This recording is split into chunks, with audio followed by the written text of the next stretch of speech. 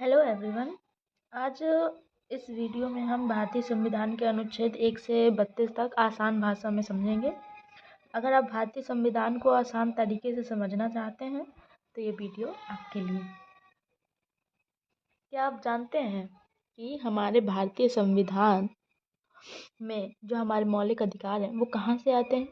आज इस वीडियो में हमें भारतीय संविधान के अनुच्छेद 1 से 32 को बहुत आसान भाषा में समझेंगे। तो भारतीय संविधान वह आधार है जिस पर हमारे देश की लोकतांत्रिक व्यवस्था खड़ी है।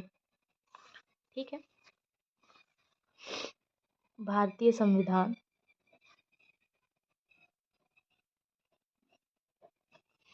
इंग्लिश में इसे बोलते हैं इंडियन कॉन्स्टिट्यूशन। तो आज मैं आपसे अनुच्छेद 1 से 32 तक की यात्रा करूंगी जो हमारे देश की पहचान, नागरिकता और हमारे मौलिक अधिकारों को समझाती है।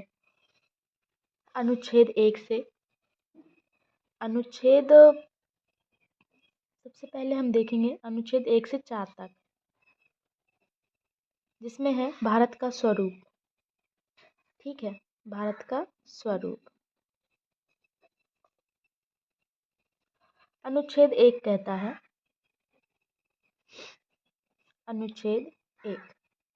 कहता है, भारत अर्थात इंडिया राज्यों का संघ है। क्या अनुच्छेद 1 में है? भारत राज्यों का संघ है।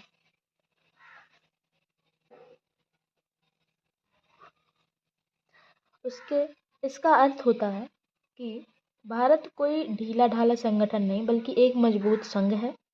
अनुच्छेद 2 और 3 संसद को यह अधिकार देते हैं कि वह नए राज्य बना सकें या मौजूदा राज्यों की सीमाओं और नामों में परिवर्तन कर सकें। इससे हमें पता चलता है कि भारत का संविधान लचीला भी है और मजबूत भी है। तो अनुच्छेद 3 में है, अनुच्छेद 2 और 3 में है राज्यों में परिवर्तन, राज्यों की सीमाओं और नामों में परिवर्तन।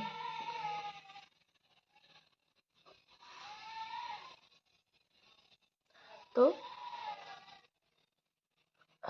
ये जो अधिकार है वो संसद को प्राप्त है। इसके आगे है कि अनुच्छेद 5। अब हम देखेंगे अनुच्छेद 5 से 11। इसमें दी गई है नागरिकता। तो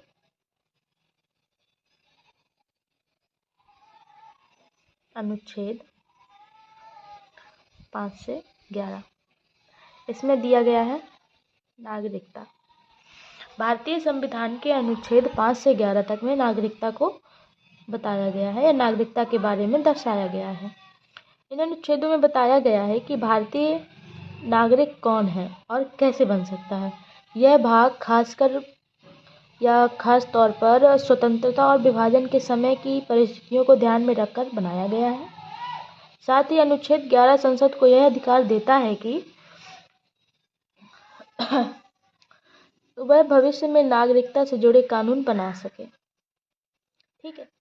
तो जिसमें हम देख सकते हैं कि जो अनुच्छेद हम देखते हैं कि हमें नागरिकता मिलती है, कि हम भारत में रहते हैं, तो ये हम कैसे प्राप्त होती है।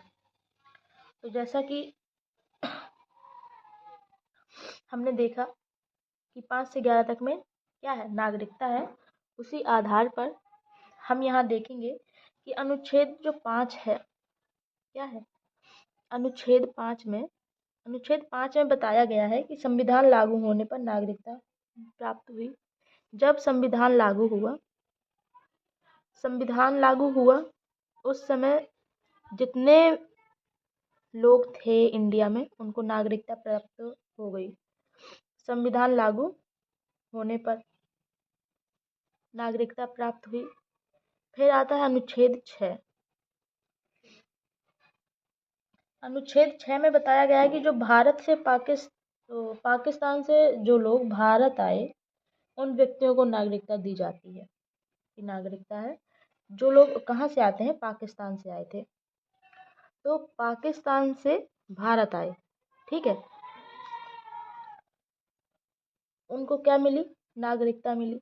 अनुच्छेद 7 में दर्शाया गया है कि पाकिस्तान, जो लोग पाकिस्तान चले गए फिर वहां से लौट कर भारत आए दोबारा, उन व्यक्तियों की नागरिकता का वर्णन है यहाँ पे, जो भारत से पाकिस्तान गए फिर पाकिस्तान से कहाँ आए? भारत आए। उन व्यक्तियों की नागरिकता अनुच्छेद 7 में है। अब हम देखें अनुच्छेद 8 में। अनुच्छेद 8 में बताया गया है कि विदेश में रहने वाले भारतीय मूल के व्यक्ति, जो लोग विदेश में रहते हैं, तो इसमें बताया गया है कि विदेश में रहने वाले व्यक्ति। और अनुच्छेद 9 अब आता है। अनुच्छेद 9 तो हम देखेंगे कि अनुच्छेद 9 में हमें क्या दर्शाया गया है या किस नागरिकता का वर्णन है।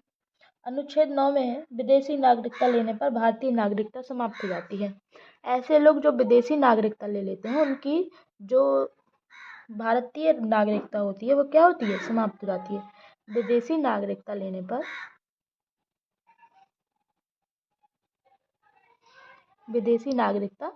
पर भारतीय नागरिकता का समापन।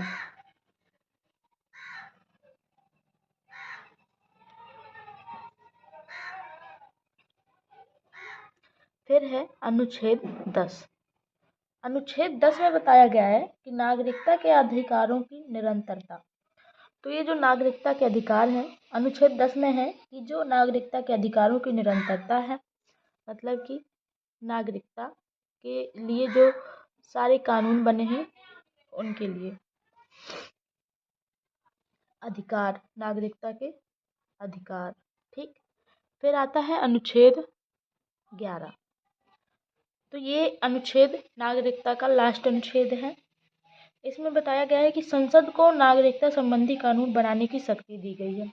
अनुच्छेद 11 में संसद को शक्ति प्राप्त है कि वह नागरिकता के ऊपर कानून बना सकता है, ठीक है। संसद को नागरिकता पर कानून बनाने का अधिकार।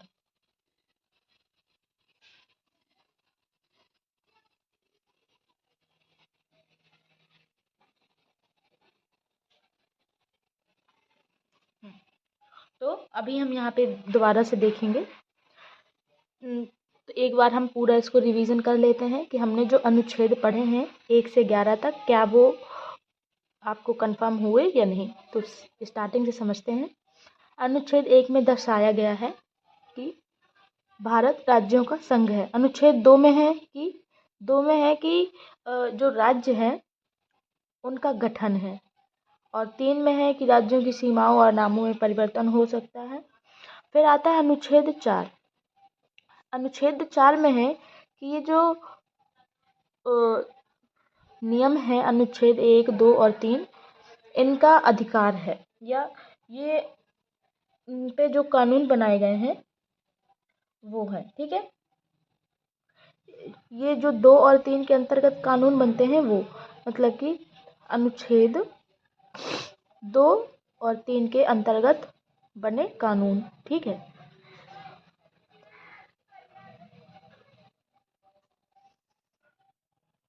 तो अब आपको यहाँ से कंफर्म होगा। अब अनुच्छेद 4 में है कि जो अनुच्छेद 2 और 3 के तहत कानून बनते हैं उनका वर्णन अनुच्छेद 4 में है। अनुच्छेद 5 से 11 तक में हमें दर्शाया गया कि इसमें अनुच्छेद 5 से 11 तक नागरिकता का वर्णन है।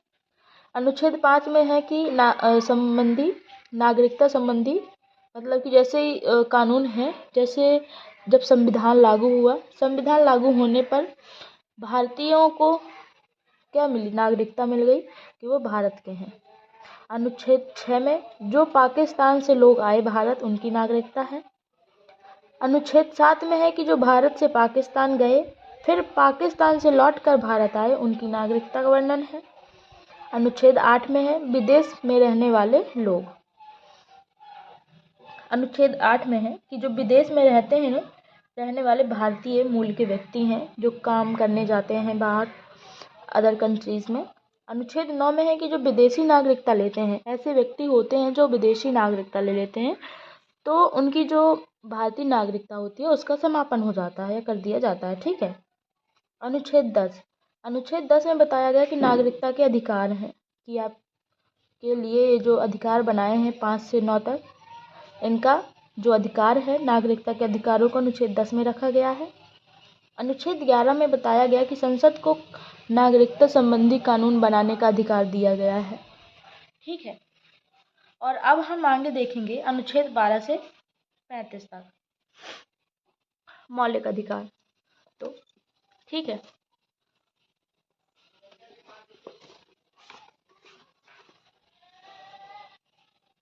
तो अब यहाँ पे है अनुच्छेद 12 से 35। तो 12 से 35 तक में क्या, 12 से 35 तक के अंतर्गत आते हैं मौलिक अधिकार। मौलिक अधिकार और मौलिक अधिकार, तो जैसे कि हम यदि समझें तो अनुच्छेद 12, तो यदि हम स्टार्ट करें यहाँ से तो हम लिखेंगे पहले अनुच्छेद 12। अनुच्छेद 12 में देखेंगे कि क्या है। अनुच्छेद 12 में राज्य की परिभाषा दी गई है। अनुच्छेद 12 में क्या है, राज्य की परिभाषा। ठीक है। अनुच्छेद 12 में राज्य की परिभाषा का वर्णन है। अनुच्छेद 13, मौलिक अधिकारों से असंगत कानून शून्य होंगे, अर्थात जो मौलिक अधिकारों से असंगत कानून है उन्हें शून्य माना गया है। ठीक है। मौलिक अधिकारों से असंगत कानून शून्य होंगे। ठीक है। अब हम देखेंगे अनुच्छेद 14। अनुच्छेद 14 से 18 तक में दिया गया है। अब यदि हम देखें 12 और 13 के बाद आता है 14। अनुच्छेद 14 में है कानून के समक्ष समानता। क्या है, कानून के समक्ष समानता। ठीक है। अब अनुच्छेद आता है 15। अनुच्छेद 15। अनुच्छेद 15 में है धर्म, जाति, लिंग आदि के अधिकार आधार पर भेदभाव नहीं किया जाएगा। तो अनुच्छेद 15 में है धर्म, जाति, लिंग आदि के आधार पर भेदभाव निषेध, मतलब मना किया गया है कि धर्म, जाति, लिंग के आधार पर भेदभाव नहीं है। ठीक है। अब आता है अनुच्छेद 16। अनुच्छेद 16 में है सार्वजनिक रोजगार में समान अवसर। यदि कोई सार्वजनिक कार्य है या सार्वजनिक रोजगार है, उसमें सभी को क्या है, समान अवसर प्राप्त होंगे। ठीक है। फिर आता है अनुच्छेद 17। अनुच्छेद 17 में है अस्पृश्यता का अंत, मतलब छुआछूत का अंत। अस्पृश्यता का अंत है। तो अनुच्छेद 17 में क्या है, अस्पृश्यता का अंत है, मतलब छुआछूत। अब आता है अनुच्छेद 18। अनुच्छेद 18 में है कि जो उपाधियां होती हैं, उपाधियों का अंत है, मतलब उपाधियों का अंत। जो पहले की उपाधियां थी राजा महाराजा वाली, उन सभी उपाधियों का अंत कर दिया गया। अब जो पद्म भूषण और भारतीय रत्न ऐसे जो पुरस्कारों से सम्मानित होते हैं, उनको छोड़कर जो बाकी उपाधियां हैं उनका अंत है। एक मिनट। अब आगे है अनुच्छेद 19। क्या आता है, अनुच्छेद 19। अनुच्छेद 19 में दिया गया है स्वतंत्रता, अर्थात स्वतंत्रता का अधिकार है। कैसी स्वतंत्रता, बोलने की, सभा अपनी सभा बनाने की, या आप किसी सभा का आयोजन कर रहे हैं वो कर सकते हैं। आवागमन आदि की स्वतंत्रताएं हैं। हाँ, तो इसमें है स्वतंत्रता कि आप कहीं भी जा सकते हैं। ठीक है, स्वतंत्रता का अधिकार है। आवागमन, उसमें से है आवागमन, बोलने की स्वतंत्रता है आपको, आपको सभा बैठाने की स्वतंत्रता है। ठीक है, आपको कहीं भी आने जाने की जो स्वतंत्रता है वो आपको अनुच्छेद 19 से प्राप्त होती है। उसके पश्चात आता है अनुच्छेद 20। अनुच्छेद 20 में है अपराधों के लिए संरक्षण, मतलब यदि आप कोई अपराध करेंगे तो अपराधों के लिए संरक्षण है। ठीक है, फिर आता है अनुच्छेद 21। अनुच्छेद 21 में है जीवन और व्यक्तिगत स्वतंत्रता का अधिकार है, अर्थात जीवन और व्यक्तिगत स्वतंत्रता। आप एक इंसान हैं, आप एक व्यक्ति हैं, तो आपको उस हिसाब से व्यक्तिगत स्वतंत्रता प्राप्त है। और यदि आपको व्यक्तिगत स्वतंत्रता प्राप्त है तो यह अनुच्छेद 21 के तहत आपको प्राप्त है, का अधिकार है। तो अभी आपको यहाँ तक समझ आया होगा। अब आगे हमारा अनुच्छेद है 22। अनुच्छेद 22 में अगर हम देखें, यहाँ अभी आपको एक अनुच्छेद और मिलेगा 21 का। ठीक है, यहाँ हम देखें तो यहाँ एक अनुच्छेद और आता है, अनुच्छेद 21, और इसमें 21 का भी है, जिसमें हम देखेंगे कि 6 से जो 14 वर्ष के लोग हैं या बच्चे हैं, 6 से 14 वर्ष के बच्चों को जो शिक्षा का अधिकार है, बच्चों को शिक्षा का अधिकार।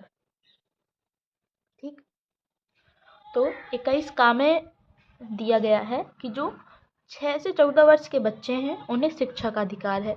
सरकार, आपने देखा होगा कि अब विकास के साथ साथ 6 से 14 वर्ष के बच्चों को शिक्षा का अधिकार जो पहले प्राप्त था, कई स्थानों पर या गाँवों में, शहरों में ये होता था कि लोग इतना नहीं पढ़ाते थे, लेकिन हर जगह स्कूलों की व्यवस्था हो रही है, सरकारी विद्यालय खुले, जिसकी वजह से अब 6 से 14 वर्ष तक के सभी बच्चों को विद्यालय में मुफ्त शिक्षा प्राप्त होती है।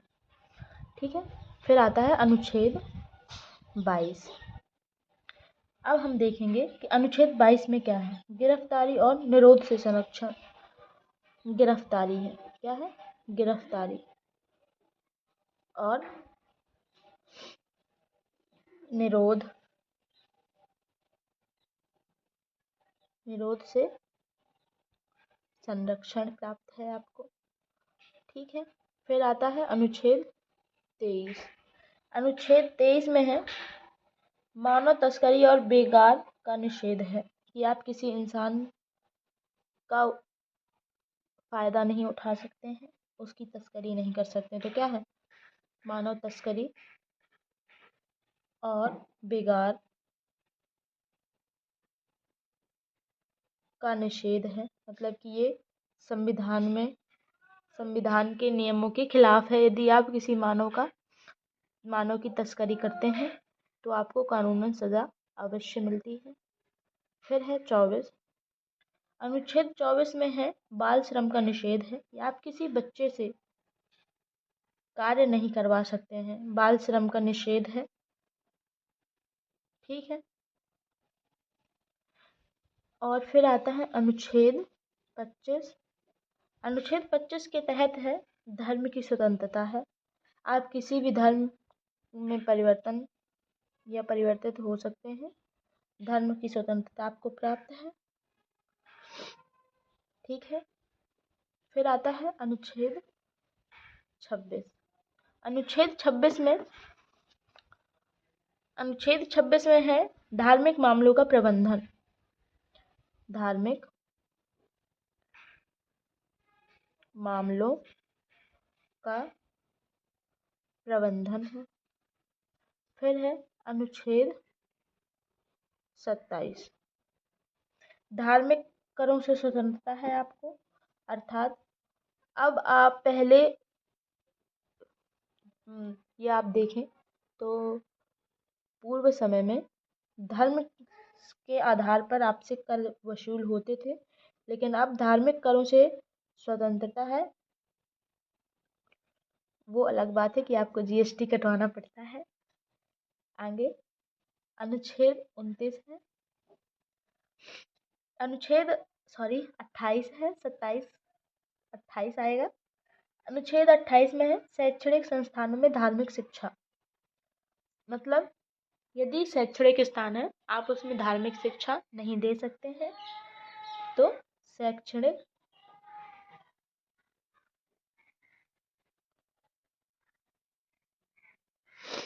संस्थानों में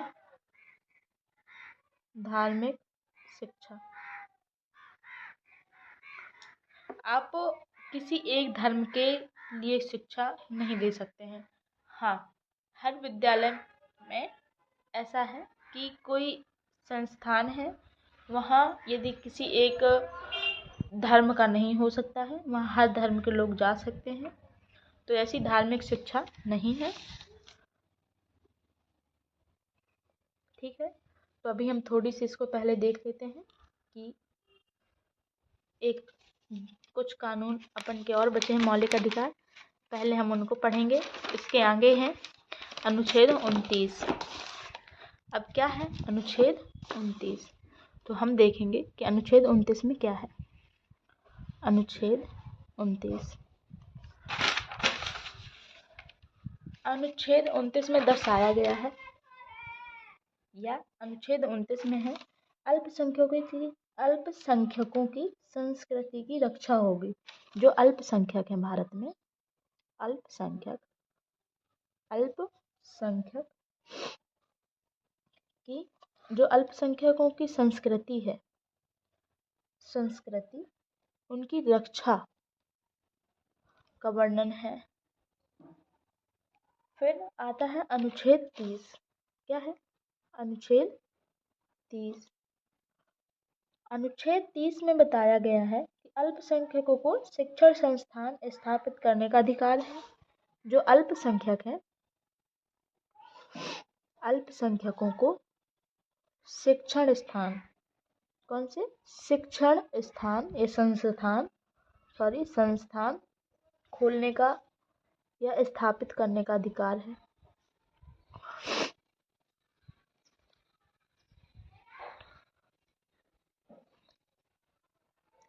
अब आता है अनुच्छेद 31। अनुच्छेद 31 और 32 में है संवैधानिक उपचार।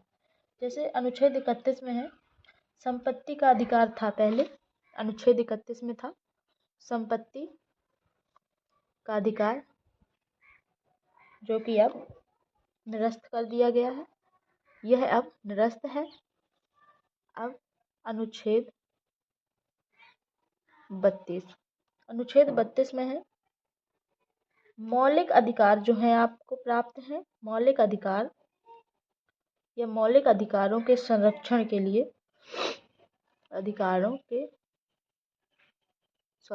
संरक्षण के लिए आप सर्वोच्च न्यायालय जा सकते हैं। तो आपको सर्वोच्च न्यायालय जाने का अधिकार है।